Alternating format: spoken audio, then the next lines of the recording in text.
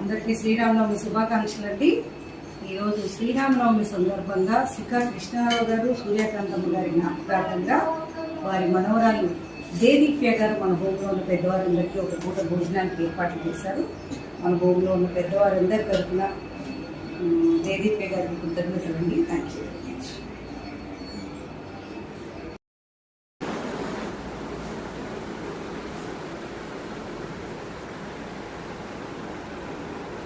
అలాంటి పరిస్థితుల్లో ఉంది, మరి ఏం చేయను.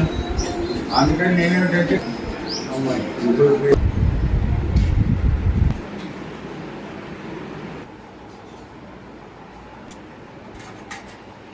నారాయణుడు ఆ సీఎం